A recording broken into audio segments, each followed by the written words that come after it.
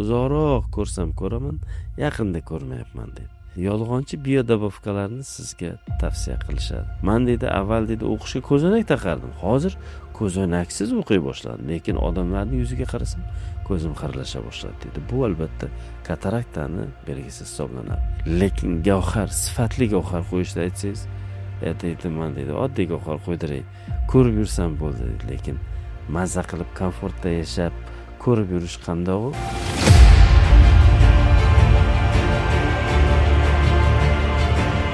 40 yoshlardan keyin sekin-sekinlik bilan ko'zdagi xiralashishni odamlar seza boshlaydi. Aytadi, men deydi, yaqinda yaxshi ko'rmay boshladim deydi. Uzoqroq ko'rsam ko'raman, yaqinda ko'rmayapman deydi. Sizlar darhol internetga kiradi, ko'radi. Odamlar aytadi, 40 yoshingizdan keyin ko'zingiz xiralashib boshlayaptimi? Men bu dorini iching, men bu giyohni qiling, yo men bu bir narsani qilingda ko'rishingizni ko'zingizni tiklang, yoki yoshingiz o'tgan sari plus ko'zoynak taqyapsizmi? Buni davolash oson deb turib sizni chalg'itadi va yolg'onchi biodobovkalarni sizga tavsiya qilishadi. Bu narsalarga aldanmang azizlar. 40 yoshdan keyin sog'lom odamda presbiyopiya boshlanadi. Ya'ni yaqinga ko'rish xiralasha boshlaydi va uzoqni ko'rganingiz yaxshi bo'lib turaveradi. Bundan aslo xavotir olmang. Buning uchun nima qilish kerak? Birinchi o'rinda ko'zga mayda narsalarni o'qish uchun ko'zoynak tanlatish kerak. Yoshingiz 45 ta, 50 ta. Yaqinda o'qishingiz uchun ko'zoynak tanlata oling va ko'zga mashq qiling.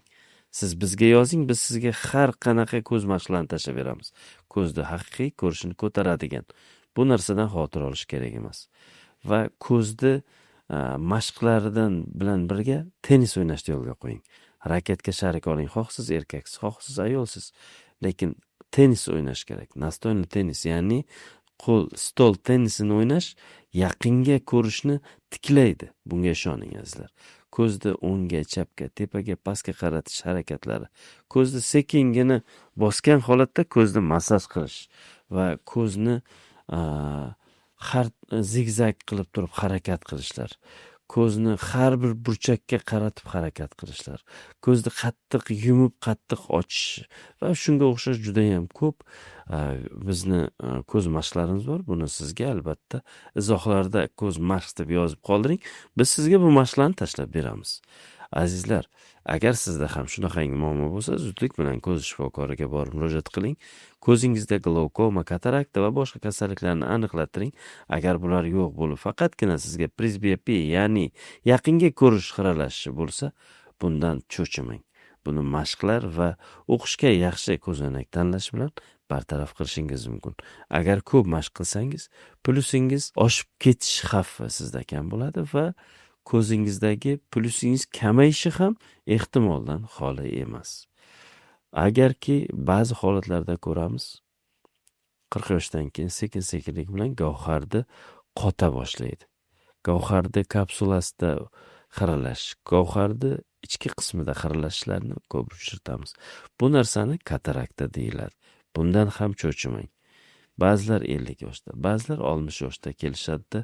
Ko'zim tumanda ko'ryapti deydi.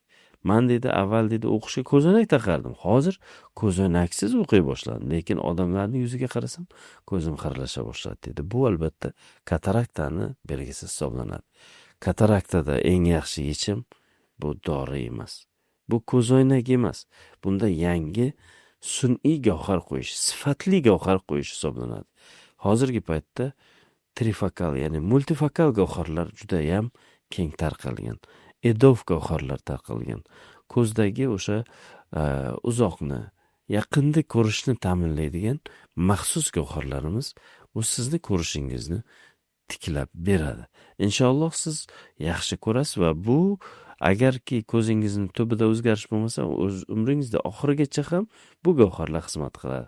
Albatta biroz muddat o'tgandan keyin bir marta gavharingizni orqasini, ya'ni orqa kapsulasini tozalab qo'yishimiz kerak bo'lishi mumkin va bu tozalagandan keyin gavharingiz aslo xiralashmaydi. Avvalgi qo'yilgan monofokal gavharlar bor, ya'ni bitta masofali gavharlar bor.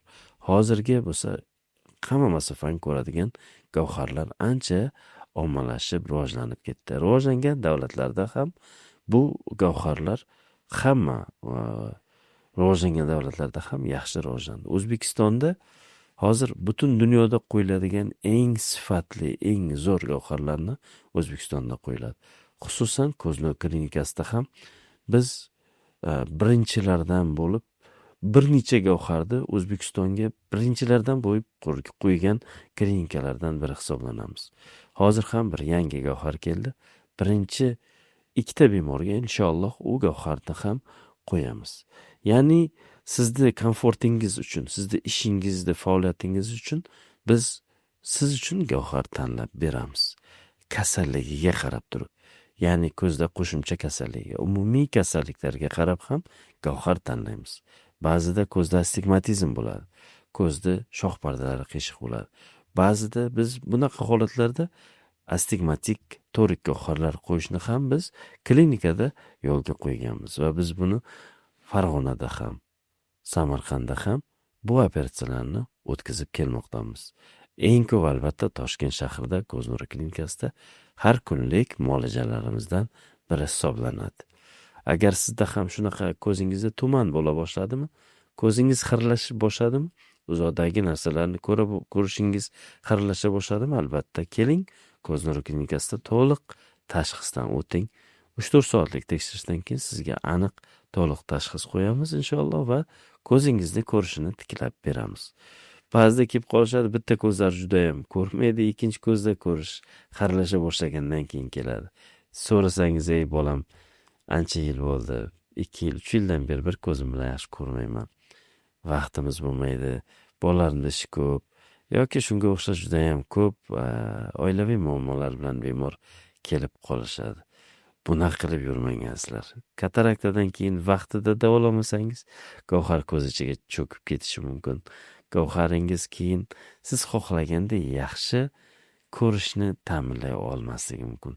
Vaqtida davolasa esa ko'zda glaukoma kelishini oldini olasiz. Ya'ni ko'z bosimi oshishini oldini olasiz va yaxshi sifatli gavhar hayotingizni yaxshilaydi, go'zal qiladi. Bemorlar aytadi, "Men deydi, operatsiyadan keyin ishlarim rivojlandi. Operatsiyadan keyin davleniyalarim normallashdi. Odamlarni yaxshi ko'ryapman. To'y marakaga chiqishga uyalmayapman. Bolalarim, nabiralarimni ko'rib ko'zim quvnaydi" deb xursand bo'lib kelishadi. O'shaning uchun azizlar, ko'zingizga sifatli, eng zo'r gavhardan qo'ydiring va maza qilib ko'rib yuring. Uyni ba'zida uy olib qo'yishadi-da bemorlar. Odamlar biror marta ham kirib yashamaydi. Lekin gavhar, sifatli gavhar qo'yishni aytsangiz, deydi, "Men deydi, oddiy gavhar qo'ydiray, ko'rib yursam bo'ldi." Lekin maza qilib komfortda yashab, ko'rib yurish qanday u? Ko'zingizda bitta masofani ko'rasiz, boshqa masofani ko'rmaysiz. Bu xato bu. Har doim ko'z o'ynak ishlatishingizga to'g'ri keladi, azizlar. Shuning uchun biz sizga albatta yaxshiroq gavhar qo'yishingizni chin qalbdan tavsiya qilamiz. Sog' bo'ling.